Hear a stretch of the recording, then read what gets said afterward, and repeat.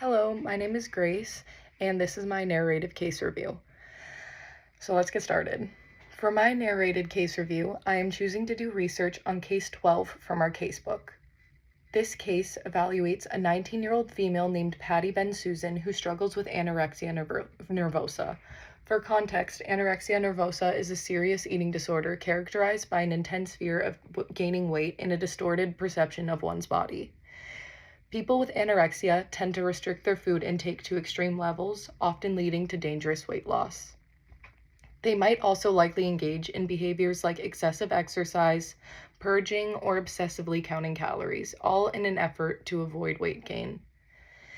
Despite being dangerously underweight, individuals with anorexia often view themselves as overweight or flawed in some way, which is normally a cause of body dysmorphia. The disorder can have severe physical and emotional consequences, affecting not just the body's health, but also an individual's mental well-being. In Patty's case, her eating disorder developed during her senior year of high school. She was admitted into a psychiatric hospital for 1 month because of her severely restrictive food intake, leading to extreme weight loss. When she was admitted, she was 5 feet and 4 inches tall and weighed only 92 pounds, which is 69% of her ideal body weight. Her symptoms started to begin shortly after she had received an acceptance letter to her first choice college. Around that same time, she was also experiencing some major stress in her social life after having a fallout with a lifelong friend and after learning her ex-boyfriend had been cheating on her during their relationship. This brought up a desire for Patty to lose weight. It started off with excessive exercise and cutting sugar, fat, and carbs from her diet. But it quickly led to her reducing her overall intake and skipping meals altogether. Before the development of her eating disorder, Patty got great grades in school and was the captain of her varsity swim team. When she started losing weight rapidly, her coach advised her to stop participating in practices and meets. Patty refused, which followed an incident where she was no longer able to swim at her meet due to fatigue from malnutrition. She was raised in a supportive middle-class family with no history of psychological disorders in the first degree. When Patty was released from the hospital, her mother was very concerned about her living alone while away in college. They set up a treatment plan and decided that Patty would attend outpatient therapy while in school.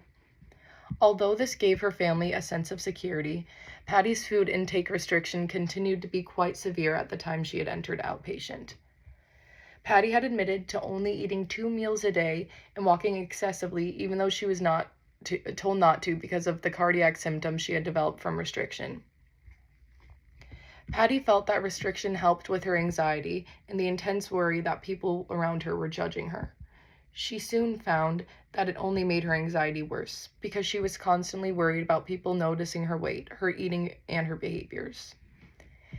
Patty used her eating disorder as a way to ignore any kind of negative emotional state. She would take action by overexercising and starving in order to eliminate her feelings of distress.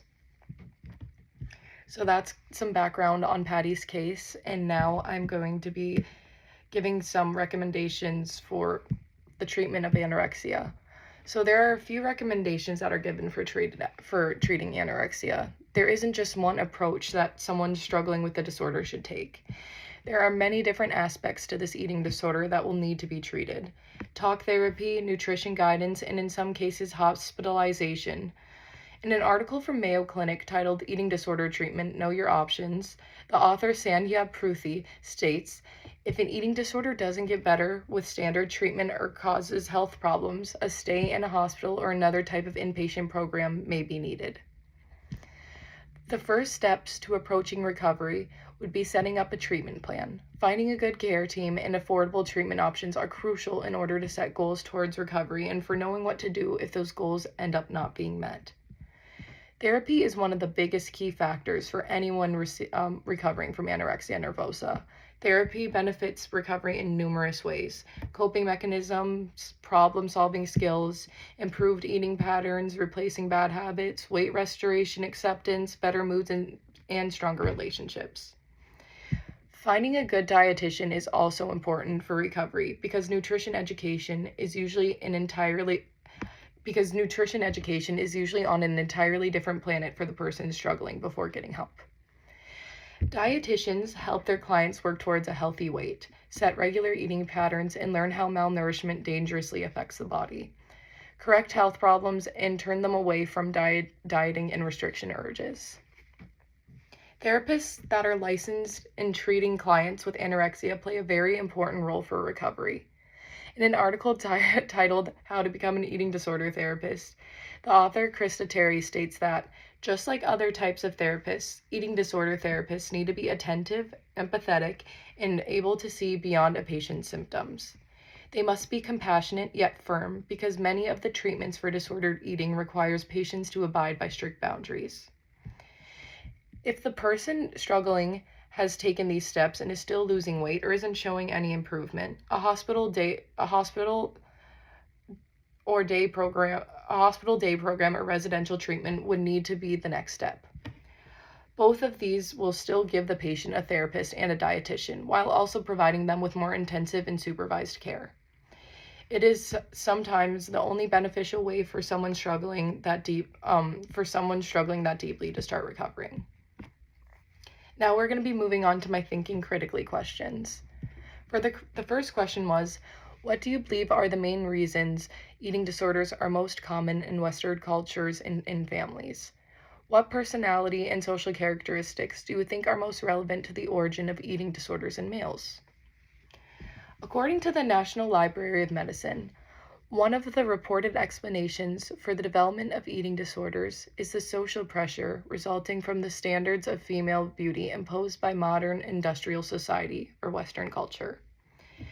Things like social media and advertisements, especially in the United States, romanticize unhealthy bodies, giving women the false perceptions that you can only be beautiful if you're hungry. This also applies to men too. Although it's not as common for males to be harmed by expectations of social media, social factors such as perfectionism, anxiety, harm avoidance, and novelty seeking can play a huge role in the development of an eating disorder in a male. My second question was, if you were to design a program aimed at the prevention of eating disorders, what components do you believe would be most important to include in this program? I personally think using a health promotion approach would be greatly beneficial for eating disorder prevention. According to World Health Organization, quote, health promotion is the process of enabling people to increase control over and to improve their health. It moves beyond a focus on individual behavior towards a wide range of social and environmental interventions, end quote. This means that this kind of approach could help build self-esteem, positive body image, and would even help provide a balanced approach to nutrition and physical activity. The third question was, what are the differences between bulimia nervosa and anorexia nervosa? There are many differences between bulimia nervosa and anorexia nervosa. Although they might stem from some of the same causes, in broader terms, anorexia nervosa is a disorder where the individual engages in self-starvation and intensely restrictive behaviors.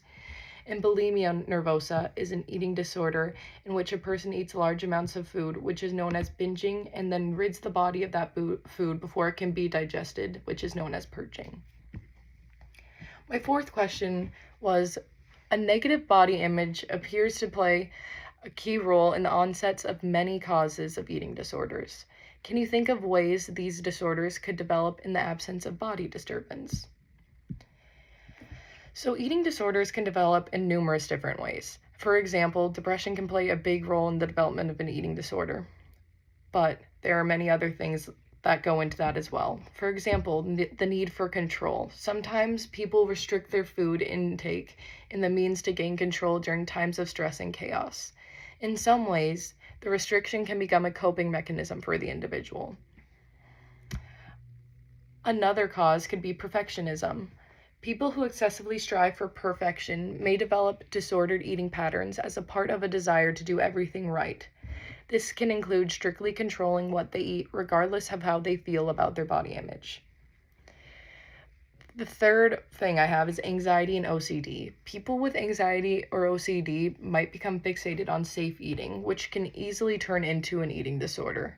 But the main focus is more on the rules and fears rather than body appearance. Now, these aren't the only things that can contribute to an accidental eating disorder. Factors such as trauma, abuse, and athletic pressures also hold great significance when looking at eating disorders from a larger scale. Anorexia affects millions of people worldwide. It is an illness that blinds the people that it controls, making them think what they're doing isn't unhealthy, inhumane, or sometimes deadly. Anorexia makes people believe they are at their best when their life is taken over by it. It causes people to lose their sense of self and what really matters to them. It sometimes can become the only part of their life, and it takes over your brain and your body until there is no room for anything but body dysmorphia, weight obsession, and starvation. If anorexia goes untreated, the symptoms will eventually lead to mortality. It is impossible to sustain a diet of starvation. Although it seems like a never-ending battle for some individuals, it really isn't. Recovery is always possible, and it's always deserved. Thank you.